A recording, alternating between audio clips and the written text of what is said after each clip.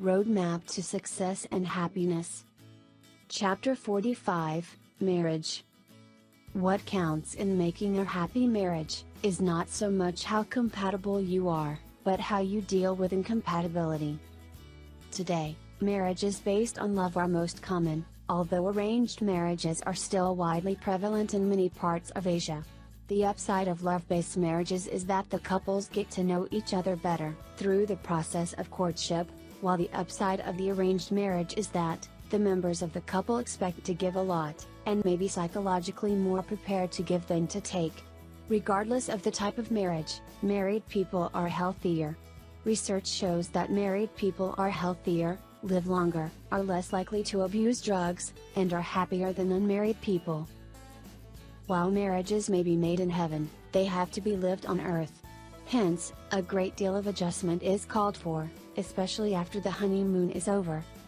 Research carried out by Stephen Emlin, a behavioral ecologist, and his colleague, Peter Buston at Cornell University, shows that in the selection criteria of mates, both men and women tend to choose people like themselves in areas such as looks, wealth, ambition, family values, sense of integrity, health, and desire for children. So likes attract, even if there are exceptions.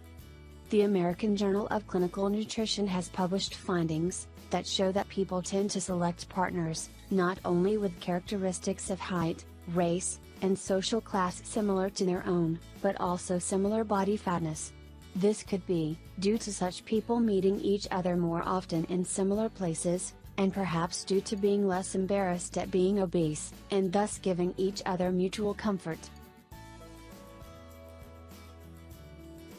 Dr. Jennifer Sellers, a psychologist at Green Mountain College, carried out a study that showed that, when the female partner in a couple is more assertive and dominating, the couple was found to be less attractive, than when the male partner of the couple was assertive.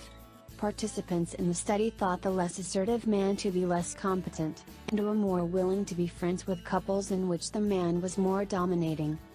Basic values indeed need to be synchronized for a harmonious marital relationship. What certainly helps to make marriages work better, is mutual adjustment, and give and take. As marriages get on in years, they become like the two sides of a coin. One is the stale side and the other the mature side. Giving each other space becomes very important for the marriage, not only to sustain, but also to flourish. You need to constantly be conscious of the need to keep the magic alive. Expressing love, listening, giving thoughtful gifts, developing common interests, expressing feelings, appreciating even small things, giving surprises, touching often, and thinking up new ways to make love, are some ways for you to keep the spark burning. The stresses of modern-day pressures, of work, finances, children, and social activities, often take a toll on health and sometimes, on marriages. This may result in infidelity due to non-fulfillment of emotional or physical needs, or due to temptations, divergence of interest with the passage of time, and so on. For some, this eventually leads to discord and divorce.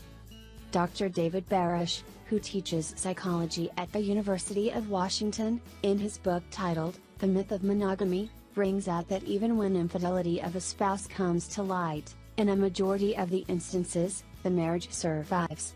Thus, the institution of marriage has coexisted with infidelity. Putting yourself in your spouse's shoes, and apologizing if you have caused hurt, even if it is not your fault, is important. Talking things over, or, if things get really bad, going to a marriage counselor, is a good idea, although most couples resist doing so. Of course, long-lasting marriages are not necessarily happy marriages. For people to be happy in their marriages, they need a relationship that is meaningful and satisfying. A happy marriage requires communication, mental health, and social support. People want their spouses to make their life more interesting, besides being there for them in times of need. Children usually act as a binding agent in marriages, and one of the purposes of marriage, for most people, is procreation.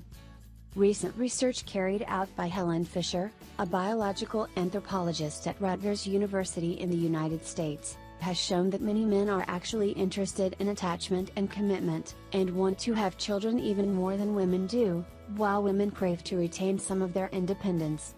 Perhaps after bearing and rearing their children is over, women need the freedom to find a new direction in life.